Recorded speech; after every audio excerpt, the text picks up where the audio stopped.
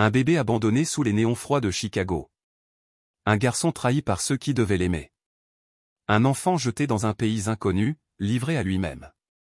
Mais au lieu de sombrer, il a décidé de survivre. De la misère des rues à l'ascension d'un empire, voici l'histoire incroyable de Bill, l'enfant des ordures devenu roi du recyclage. Une destinée brisée, transformée en succès. Préparez-vous à être inspiré. La nuit était froide sur les trottoirs de Chicago. Un bébé pleurait, enveloppé dans une couverture fine et déposé à la hâte sur les marches d'un centre d'adoption. Son cri, faible d'abord, s'amplifia au fil des minutes, jusqu'à ce qu'une femme de ménage ouvrit la porte, surprise de trouver ce petit être abandonné devant elle. « Mon Dieu! Qui a pu ?» Elle se baissa et prit délicatement le nourrisson dans ses bras. Ses petits poings se fermaient et s'ouvraient au contact du froid. Ses yeux, grands et noirs, brillaient sous la lumière du réverbère. Il ne portait aucun bracelet, aucun mot. Il était seul. Quelques heures plus tard, dans un bureau austère, une assistante sociale feuilletait des papiers. « Il nous faut un nom. On ne peut pas le laisser sans identité. »« Comment allons-nous l'appeler » demanda une autre employée. Bill souffla la première après un instant de réflexion. Juste. Bill. Ainsi, le garçon fut enregistré sous ce nom, sans passé ni famille, sans racines. Il grandit dans un foyer d'accueil où il partageait sa vie avec d'autres enfants abandonnés. L'amour y était rare, la tendresse aussi. On leur donnait à manger, un toit, des vêtements usés récupérés d'anciennes donations. Mais personne ne leur disait « je t'aime ». À 5 ans, Bill avait compris une chose essentielle, dans ce monde, il fallait se battre pour exister. Quand il eut 6 ans, un couple mixte, Thomas et Lydia Anderson, vint au foyer. Ils cherchaient un enfant à adopter. Lydia tomba immédiatement sous le charme du petit garçon aux grands yeux sombres. « Il est adorable » murmura-t-elle. Son mari acquiesça distraitement. Ils complétèrent les formalités, et Bill fut emmené dans une maison bien plus grande que tout ce qu'il avait connu. Il découvrit un lit rien qu'à lui, des jouets en bon état, des repas chauds et copieux. Au début, il n'osait pas trop parler. Mais Lydia était patiente et tentait de lui apprendre à sourire, à croire en un monde où l'amour était possible. Les premiers mois furent un rêve éveillé.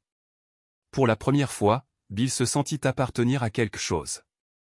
Il appelait Lydia maman, même si Thomas restait distant. Mais un jour, la réalité les rattrapa. Les Anderson faisaient face à des problèmes financiers. Les disputes se multipliaient. Thomas supportait de moins en moins la présence de l'enfant. « On a fait une erreur, Lydia. On ne peut pas s'occuper de lui. » Elle pleura, tenta de s'accrocher à l'idée de famille qu'elle s'était construite. Mais un soir, après une discussion violente, ils prirent une décision irréversible. Bill avait 9 ans lorsqu'ils lui annoncèrent qu'ils allaient faire un voyage. Un long voyage. L'aéroport était bruyant. Bill tenait la main de Lydia sans comprendre. On lui disait que ce serait une nouvelle aventure, qu'il découvrirait un autre monde. Mais au fond de lui, il sentait que quelque chose n'allait pas. Ils atterrirent en Afrique de l'Ouest, dans un pays dont ils ne connaissaient même pas le nom. Lydia était silencieuse, les yeux rougis. Thomas, lui, avait l'air nerveux. Ils marchèrent dans une rue poussiéreuse, jusqu'à un marché grouillant de monde. Puis, soudain, Lydia se baissa et posa une main sur l'épaule de Bill. « Reste ici un instant, d'accord ? Je vais acheter quelque chose. » Il hocha la tête, obéissant. Il la vit s'éloigner, puis Thomas avec elle. 1 minute passa. Puis 10. Puis 30. Bill comprit. Il ne reviendrait pas. L'abandon était une sensation qu'il connaissait déjà, mais celle-ci était différente. Il n'était plus à Chicago. Il était seul, dans un pays inconnu, sans même savoir parler la langue. Les passants allaient et venaient, indifférents à l'enfant figé au milieu de la foule. Il sentit son estomac se nouer. Il voulait courir, pleurer, hurler, mais à quoi bon? La nuit tomba, et il s'accroupit contre un mur, le cœur battant la chamade. Il ne savait pas où dormir, quoi manger, à qui parler. Mais c'est cette nuit-là qu'il fit une rencontre qui allait changer son destin. Un garçon plus âgé s'approcha. Il avait l'air d'avoir 16 ou 17 ans, des vêtements en lambeaux et un regard marqué par les épreuves. « T'es perdu » demanda-t-il dans un anglais approximatif. Bill hésita, puis hocha la tête. Le garçon soupira. T'as de la chance de m'être tombé dessus. Ici, on survit pas tout seul. Il tendit la main. Moi, c'est Malik. Viens, petit frère. Bill attrapa cette main comme on s'accroche à la vie. À partir de ce moment, plus rien ne serait comme avant. Les nuits étaient froides, même sous les cieux d'Afrique.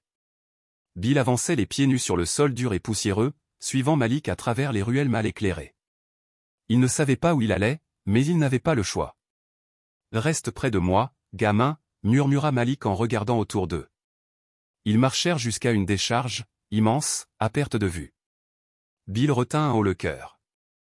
Des montagnes de déchets s'entassaient sous la lueur de la lune, et des silhouettes fouillaient déjà parmi elles comme des fantômes en haillons.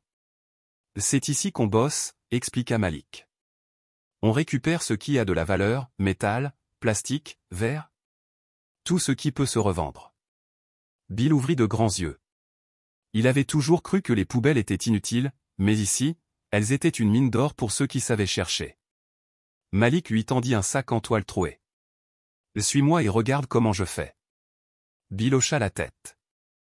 Il était fatigué, affamé, mais il comprenait que la survie passait par l'apprentissage. Il observa Malik soulever des sacs, trier des fils électriques, récupérer des morceaux de cuivre. Au début, il était maladroit, hésitant, mais très vite, il comprit quels objets valaient quelque chose. Ils passèrent la nuit à fouiller dans la saleté, jusqu'à ce que l'aube commence à poindre. Malik lui fit signe de le suivre jusqu'à un marché en périphérie. Là, des hommes attendaient, prêts à acheter ce qu'ils avaient récupéré. « T'as combien aujourd'hui » demanda un vieil homme à Malik. « Un bon paquet de cuivre et du plastique propre. » L'homme soupesa le tout et leur tendit quelques billets. Ce n'était pas grand-chose, mais c'était assez pour acheter de quoi manger. Pour la première fois depuis des jours, Bill sentit l'espoir naître en lui. Ce n'était pas une vie facile, mais il avait un but. Il avait un frère. Bill et Malik trouvèrent un abri sous un vieux camion abandonné près de la décharge. La première nuit, Bill eut du mal à dormir. Il était encore hanté par l'abandon de Lydia et Thomas. Malik, remarquant son silence, lui donna une tape sur l'épaule. « Arrête d'y penser. Ceux qui t'abandonnent ne valent pas tes larmes. » Bill hocha la tête, mais son cœur était lourd. Avant d'être un garçon des rues, Malik avait été un enfant comme les autres. Il avait un foyer, des parents aimants, et un avenir qui semblait tracé. Son père était commerçant dans une ville animée d'Afrique de l'Ouest, un homme travailleur qui avait réussi à bâtir une petite fortune dans l'import-export. Sa mère, douce et protectrice, tenait la maison et lui racontait chaque soir des histoires sous le ciel étoilé. Un jour, Malik, tu seras un grand homme, lui disait-elle en lui caressant les cheveux. Mais à l'âge de 8 ans, tout bascula. Un matin, un accident de voiture emporta ses parents. La nouvelle frappa comme un coup de tonnerre. En une nuit, Malik passa du statut d'enfant chéri à celui d'orphelin. Son oncle, un homme avide et rusé, s'occupa de lui. « Ne t'inquiète pas, je prendrai soin de toi », lui avait-il promis. Mais ces mots n'étaient que des mensonges. L'héritage laissé par ses parents disparut en quelques mois. L'oncle vendit tout, la maison, le commerce, même les meubles. Malik, lui, ne reçut rien. Puis, un soir, son oncle le réveilla brutalement. « Il est temps pour toi de te débrouiller seul, gamin. » Sans un regard en arrière, il le jeta dehors comme un chien. Malik erra des jours sans savoir où aller. Il apprit à voler pour survivre, à mendier, à fouiller les ordures pour trouver à manger. Il rejoignit un groupe d'enfants des rues, qui lui apprirent à se défendre, à courir plus vite que la police, à éviter les adultes qui cherchaient à exploiter les plus faibles. Avec le temps, il devint plus fort, plus rusé. Il savait que dans ce monde, personne ne viendrait le sauver. Mais quand il rencontra Bill, quelque chose changea en lui. Pour la première fois depuis longtemps, il eut un frère.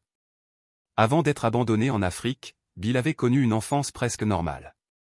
Quand il fut adopté par Thomas et Lydia Anderson, il pensait avoir trouvé une famille.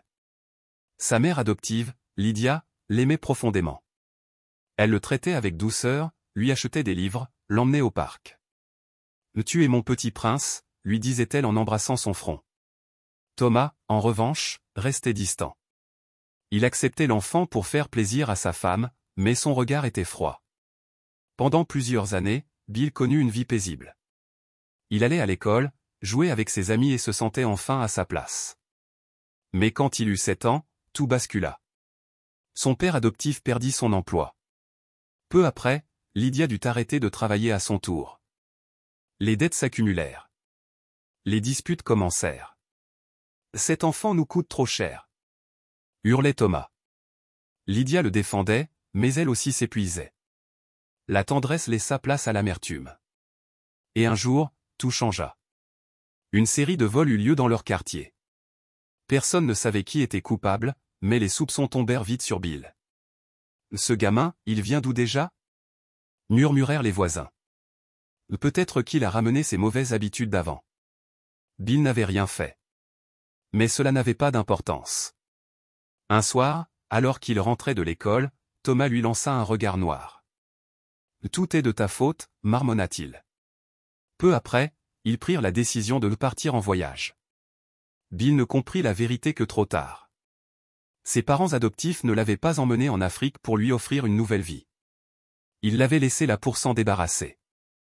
Les jours passèrent et il s'adapta à sa nouvelle vie. Il apprit à négocier au marché, à éviter les policiers qui chassaient les enfants des rues, et surtout, à se défendre. La rue, c'est comme une jungle, expliqua Malik.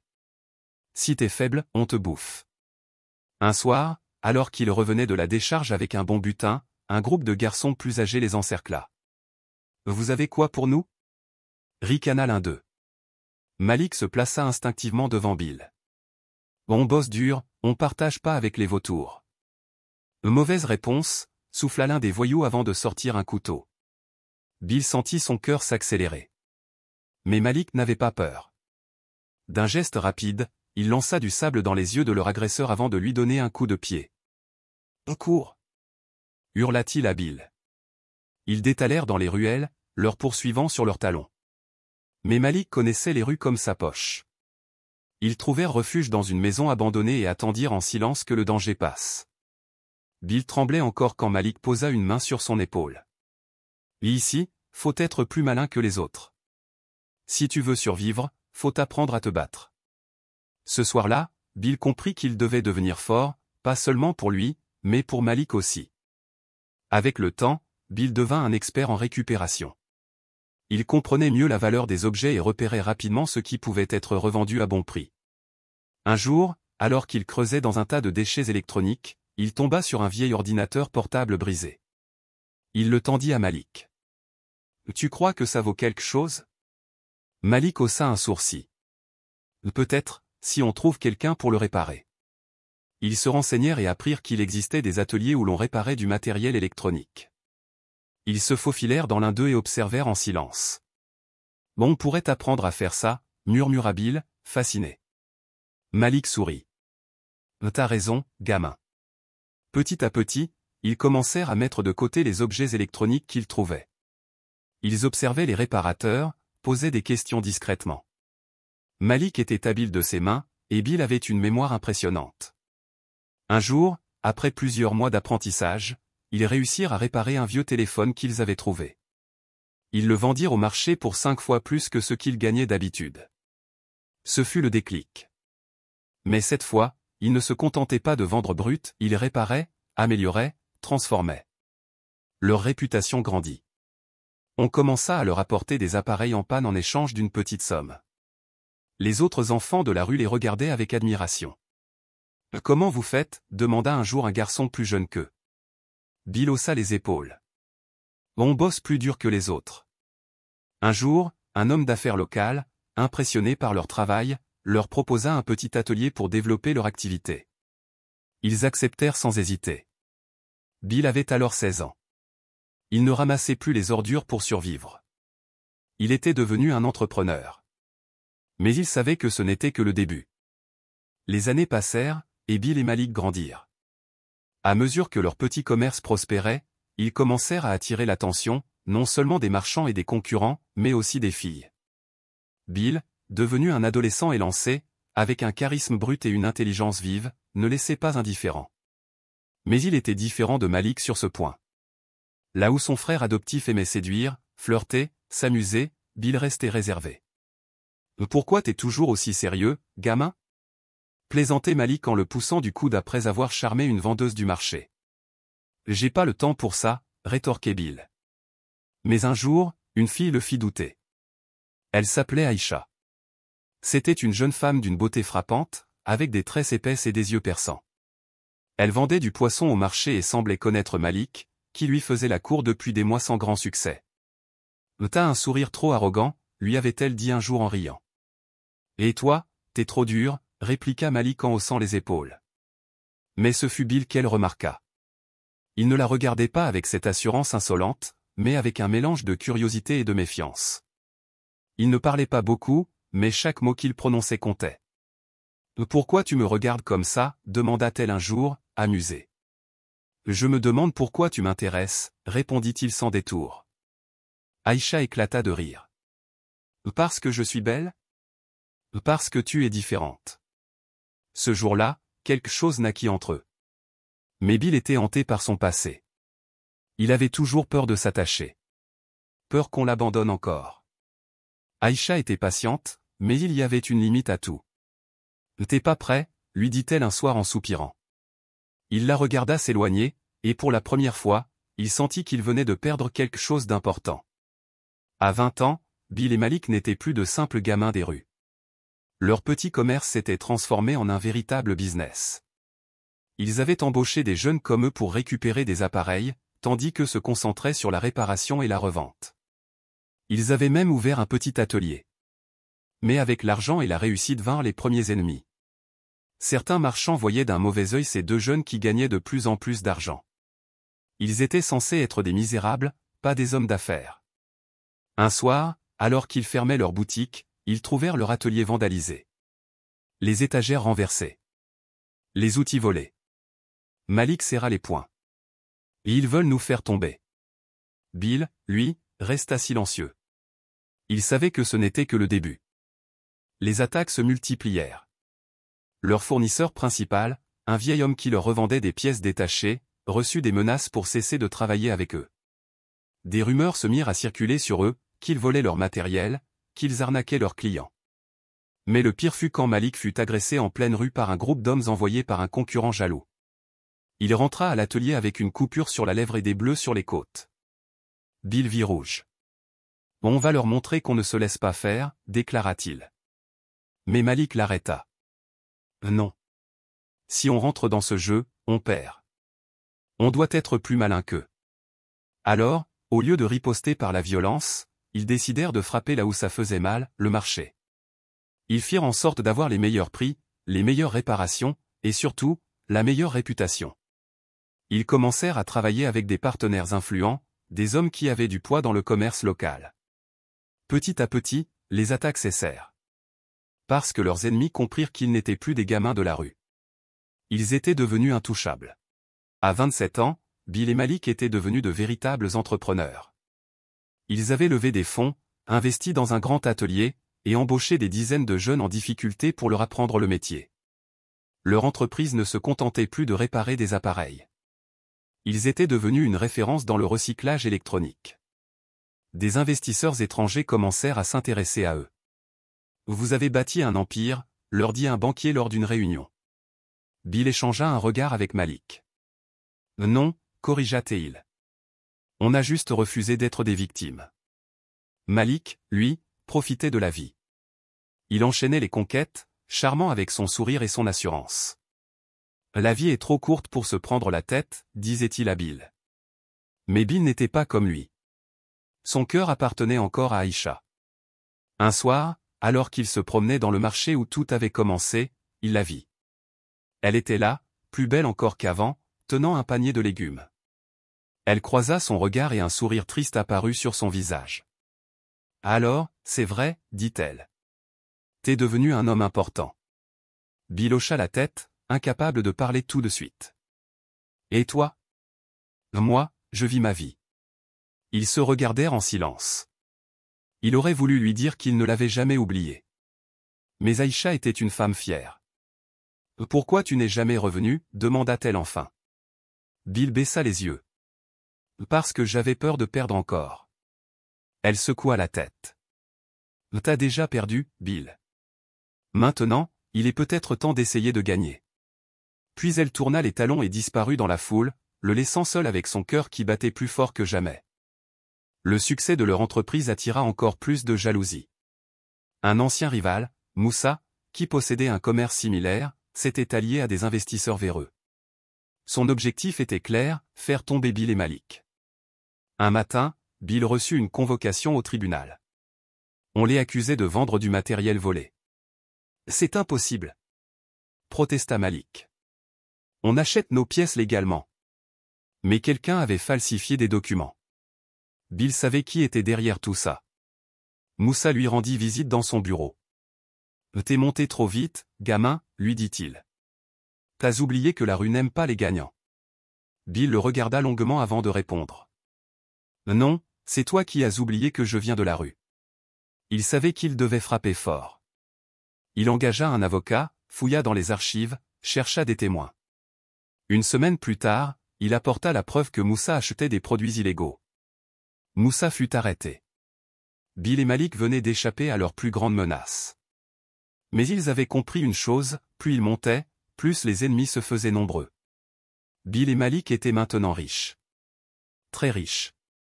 Ils possédaient plusieurs ateliers, travaillaient avec des grandes entreprises et recevaient des offres d'investisseurs du monde entier.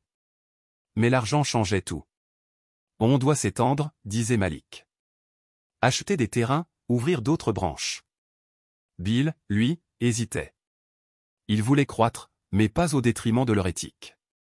Un jour, un homme d'affaires européen leur proposa un contrat lucratif, exporter des déchets électroniques vers d'autres pays en toute discrétion. « Ce n'est pas légal », déclara Bill. « C'est comme ça que fonctionne le monde », répliqua l'homme avec un sourire. « Vous voulez être des rois ou des hommes d'affaires honnêtes ?» Bill sentit un frisson lui parcourir l'échine. Toute sa vie, il s'était battu pour ne pas être un esclave du système. Allait-il maintenant en devenir un acteur? Refuser une offre aussi alléchante, c'était se faire des ennemis puissants. Quelques jours plus tard, leur entrepôt principal fut mystérieusement incendié. « Et ils veulent nous forcer la main », grogna Malik. Bill hocha la tête. « Alors, on va leur montrer pourquoi on est arrivé là. » Au lieu de plier sous la pression, ils renforcèrent leur défense. Ils investirent dans la sécurité, prirent des avocats, et dénoncèrent publiquement les pratiques des groupes qui cherchaient à les corrompre. Le message était clair, ils étaient là pour bâtir, pas pour se vendre. Mais la bataille ne faisait que commencer. Les attaques continuèrent. Les banques refusaient soudainement leur crédit. Des rumeurs circulaient sur eux. « On doit contre-attaquer », dit Malik. Bill réfléchit un instant. « On doit aller plus haut. » Ils décidèrent d'agrandir leur influence à l'international. Plutôt que de se battre contre leurs adversaires, ils les dépassèrent. Ils signèrent des contrats avec des entreprises américaines et européennes, étendant leur empire hors d'Afrique. Et cela changea tout. En moins d'un an, leur société devint incontournable dans le recyclage technologique. Leur plus grande victoire ne fut pas d'avoir évité la chute, mais d'avoir prouvé que deux orphelins pouvaient bâtir un empire sans trahir leurs valeurs. Le marché n'avait pas changé. Mais lui, oui. Il retrouva Aïcha, toujours là, à vendre ses produits avec la même force tranquille. « Je savais que tu reviendrais », dit-elle en souriant. Il hocha la tête. « J'ai passé ma vie à courir après quelque chose. Mais peut-être que ce que je cherchais était ici depuis le début. » Aïcha le regarda avec douceur. « Et maintenant, qu'est-ce que tu vas faire ?» Bill inspira profondément. « Je vais recommencer. Mais cette fois, autrement. » Il utilisa son argent pour créer une fondation. Une organisation pour aider les jeunes comme lui et Malik à sortir de la rue. Il racheta des terres, ouvrit des écoles de formation, donna du travail à ceux qui n'en avaient pas. Et petit à petit, il trouva la paix qu'il cherchait.